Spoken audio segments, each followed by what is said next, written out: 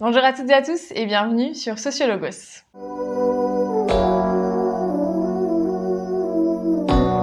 Alors, quand on est végétarien, végétalien, vegan, bref, quand on ne mange pas de chair animale ou de produits animaux, on entend souvent des critiques qui sont que le fait d'être végétarien, vegan, etc., c'est un truc de privilégié, un truc de bobo, un truc de blanc. Et aujourd'hui, dans cette vidéo, je voulais revenir un peu sur ces affirmations et montrer qu'elles ne sont pas si vraies que ce qu'on voudrait nous faire croire. Déjà, dans un premier temps, la critique est de dire que le fait d'être végétarien, c'est un privilège. C'est quelque chose qu'on entend beaucoup sur les réseaux sociaux, notamment dans les milieux un petit peu militants, quand on fait ce qu'on appelle le check des privilèges. Donc c'est le fait de présenter un petit peu les privilèges dont on bénéficie, par exemple le fait d'être blanc, le fait d'être un homme, le fait d'être hétérosexuel, etc. Et donc, parmi ceux-là, certains disent que le fait d'être végétarien ou d'être vegan, c'est un privilège. En fait, le privilège, tel qu'il est décrit dans ces milieux-là, ça a pour but de montrer l'inverse d'une discrimination. Par exemple, je suis discriminée en tant que femme, mais je ne suis pas discriminée puisque je suis blanche. Et de manière plus nuancée, plus précise, on va dire qu'en sociologie, être privilégié, c'est de se trouver du côté dominant d'un rapport de pouvoir. En fait, en sociologie, on étudie les relations sociales comme toujours une relation de force, une relation de pouvoir.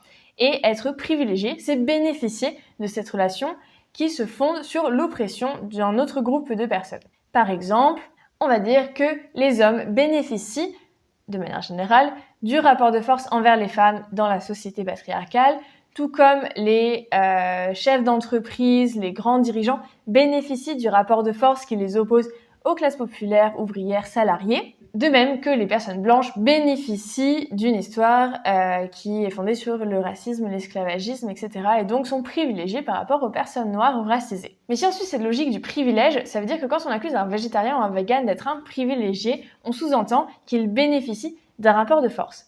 Mais du coup, par rapport à qui ? En fait, là où c'est vraiment une fausse idée, c'est que, au contraire, les végétariens, les végétaliens, les véganes, ils font ces choix alimentaires pour combattre un rapport de force qui existe déjà et qui oppose des êtres humains aux animaux. C'est-à-dire, ils refusent l'exploitation par les humains des animaux. En fait, ces personnes-là, donc végétariennes, véganes, végétaliennes, refusent de s'inscrire dans un rapport de pouvoir. Et surtout, au-delà de refuser de s'y inscrire, ils refusent d'en bénéficier, refusent d'en tirer un bénéfice personnel ou même en tant que groupe. En fait, en refusant de s'inscrire dans ce rapport de force, les végétariens et véganes remettent en cause l'un des rapports de domination fondamentaux de notre société. Et c'est aussi pour ça que les attaques à leur égard sont extrêmement virulentes. Alors que clairement, au niveau individuel, ça reste juste des personnes qui mangent des légumes et des pois chiches, quoi, en gros. Donc voilà pour ce premier rapport de force, qui est l'idée que pour être végétarien, il faut être privilégié, ou que être végétarien est privilégié. Au contraire, c'est une manière de remettre en cause un système qui nous fait être privilégié quand on mange de la viande et des produits laitiers.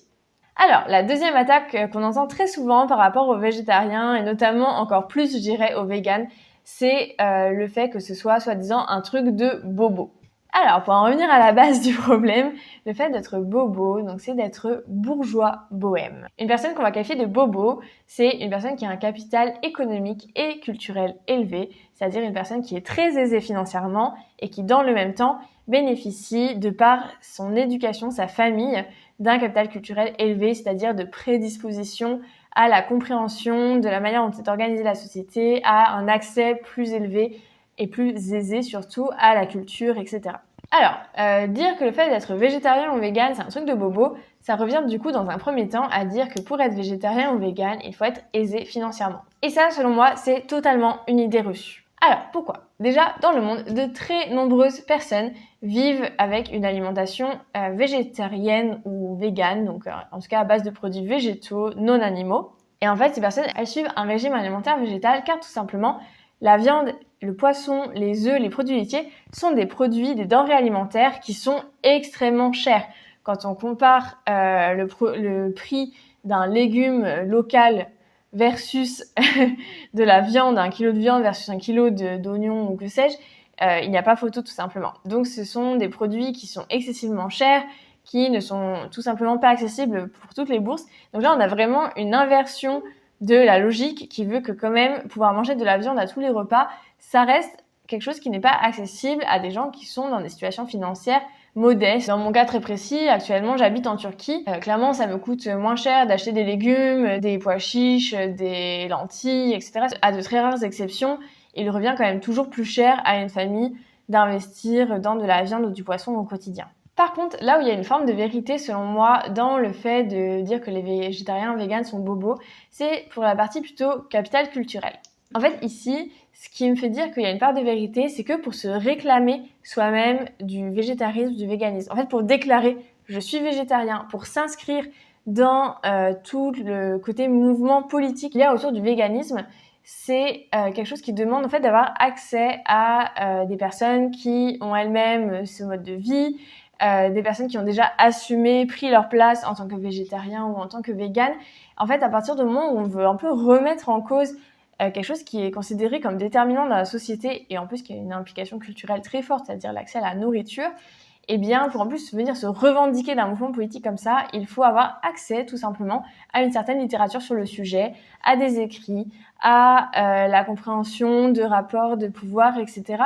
C'est pas juste vivre son alimentation dans son coin, c'est mettre un mot dessus qui a une dimension politique. Et forcément, ceci demande un capital culturel plus élevé. Donc, au sujet des végétariens véganes qui seraient des bobos, si le fait d'avoir une alimentation végétale ne ressort en rien d'un privilège, et notamment d'un privilège économique, le fait de pouvoir se définir comme tel revient quand même de manière disproportionnée chez des personnes qui ont un capital culturel élevé. Et le troisième point que je voulais aborder, c'est quelque chose que j'ai commencé à entendre en vérité il y a quelques mois.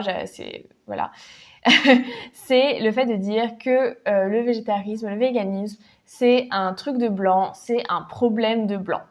Alors, pourquoi ça me pose un grand souci d'entendre ça? C'est que tout simplement le végétarisme, le véganisme n'est pas du tout l'apanage des personnes blanches, c'est-à-dire des personnes en gros européennes, occidentales. Là encore, je pense que là où il y a confusion, c'est sur la manière de se présenter et de dire je suis végétarien, je suis végane. En effet, ces deux mots sont arrivés assez tardivement, tout simplement. C'est quelque chose d'assez récent et en effet, les mots végétarien, vegan sont très présents dans la culture occidentale.